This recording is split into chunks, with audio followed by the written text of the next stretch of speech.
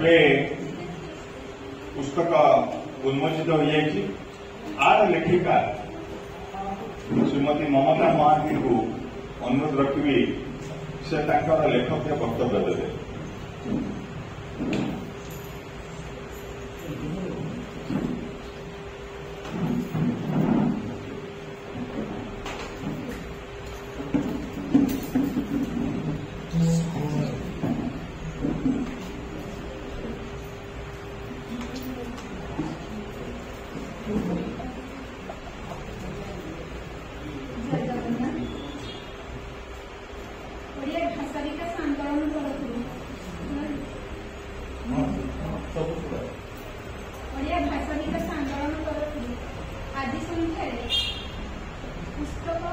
उन्मोचन दिवसर सांघ अवसर मंचासीन अच्छा सभापति चौधरी सत्यव्रत नंद महोदय से संपादक अच्छा लक्ष्मीकांत त्रिपाठी महोदय से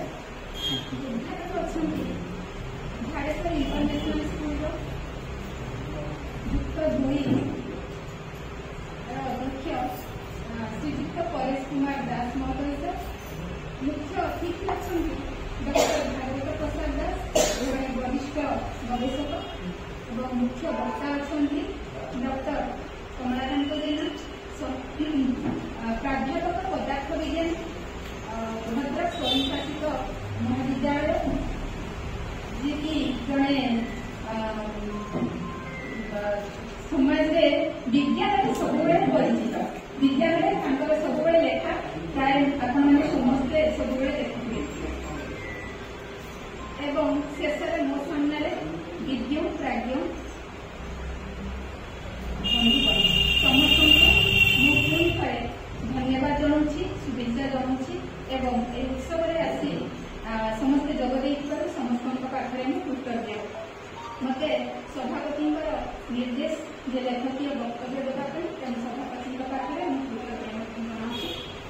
मुझे बही कहीं लिखी बही लिखा पचर मोर उद्देश्य कौन आप समस्ते जानते जे पिला साधारणतः विज्ञान को भय कर विज्ञान एक जटिल विषय तेणु से जटिल विषय निजक सब दूरे रखी था विषय डर लगे कहीं जदि आम परिवेशनकारी जे परिवेशन करती जे कठिन शब्द व्यवहार करेंगे तेरे से निश्चित भाव में कष्ट हम तो यह स्वाभाविक भाव जहाँ जेहेतु से बुझीपारे तेणु से विषय की कष्ट तेणु से जिन को अनुभव किसी मात्रा कली तो से विज्ञान जो जटिल तथ्य को अति सहज सरल एवं खूब सुविधा ढंग जो सहज शब्द मुझे बही स्थान देती बही लिखी पुणी ओडिया भाषा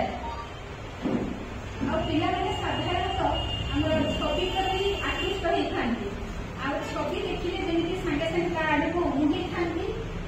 सहित छवि आ कविता जब छंदबद्ध कविता लिखे तो बहुत सुंदर तेणु पाने साधारणतः सब मुहरे गुणगुण उठाती से पद को पद को जोड़ी तेणु यही बही प्राय किसी उपधा मिलन कविता पाइबे पद पाइबे ता सहित ज्योतिपात सहित किसी कविता पाइबे तेणु यही कविता को आ छवि को संचय करके मातृभाषा मुझे विज्ञान को अति सहज कर पिला पाखे खोईवाई चेष्टा करी गोटे जिनस हूँ पिला मध्य गोटे विज्ञान मनस्कता जहाँ इंग्राजी में कहुए साइंटिफिक टेम्पर तो ये जिनस जो वातावरण को सृष्टि करने मोर उद्देश्य तो ये साइंटिफिक टेम्पर जो वैज्ञानिक सीवी रमन से कहते कि science we must teach science in our mother tongue otherwise science will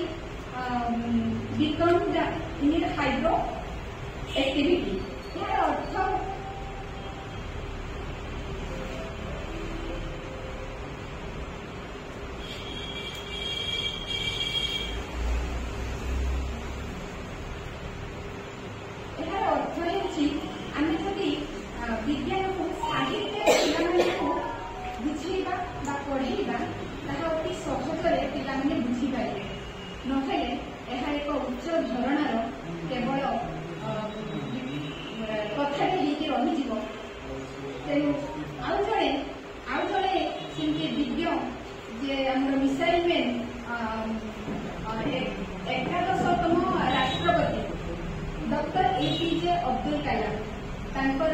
ଉକ୍ତିକୁ ମଧ୍ୟ ଏଠି ମୁଁ ବହିରେ ସ୍ଥାନିତ କରିଛି। ସେ କହିଥିଲେ କି ତାଙ୍କର ଇଣ୍ଡିଆନ୍ ଏକ୍ସପ୍ରେସରେ ସେ ଖବରକାଗଜ ଯୋଉ ଇଣ୍ଡିଆନ୍ ଏକ୍ସପ୍ରେସ ଅଛି ସେଇଥିରେ ସେ ପ୍ରକାଶ କରିଥିଲେ ଯେ ଆମର ଓଡ଼ିଆ ଭାଷାକୁ ଯଦି ବିଜ୍ଞାନରେ ପିଲାଙ୍କ ପାଖରେ ପହଞ୍ଚାଯାଏ ବା ପିଲାଙ୍କୁ ବୁଝାଯାଏ ତେବେ ସେମାନେ ଏହା ପ୍ରତି ସୃଜନଶୀଳ ହେବେ, ତା ସହିତ ଉତ୍ସାହପ୍ରଦ ହେଇ ପ୍ରୋତ୍ସାହିତ ହେବେ, ତାଙ୍କର ଉତ୍ସାହ ବଢ଼ିବ ଆଉ ସେଇ ଦିଗରେ ସେମାନେ ଆଗେଇବେ। ତେଣୁ ଏଇ ଯୋଉ ବିଜ୍ଞାନ ଉପରେ ଯୋଉ ବିଜ୍ଞାନ ମନସ୍କତା ଉପରେ ଯୋଉ ଉକ୍ତି କାଢିଛନ୍ତି ମହାନ ବ୍ୟକ୍ତିତ୍ୱ ମାନେ ସେମାନଙ୍କର କଥାକୁ ବା ସେମାନଙ୍କର ଉକ୍ତିକୁ ମୁଁ ପାଠେଇ କରି ପିଲାଙ୍କ ଭିତରେ ଗୋଟିଏ ବିଜ୍ଞାନ ମନସ୍କତା ସୃଷ୍ଟି କରିବା ପାଇଁ ମୁଁ ପ୍ରୟାସ କରିଛି। ଜାଣିକି ଏହା କେତେ ଦୂର ପିଲାଙ୍କୁ ଛୁଇଁବ ଯଦି ପିଲାମାନେ ବାଳକ ବାଳିକା କିଶୋର କିଶୋରୀ ଶିଶୁ ତା ସହିତ ସମସ୍ତ ବର୍ଗର ପାଠକମାନେ ପଢ଼ି ଉପକୃତ ହେବେ ତେବେ ମୋର ପରିଶ୍ରମ ସାର୍ଥକ ହେବ ବୋଲି ଭାବିବି। ଏତିକି କହି ମୁଁ ମୋର ବକ୍ତବ୍ୟକୁ ଏଇଠି ରଖୁଛି। ସମସ୍ତେ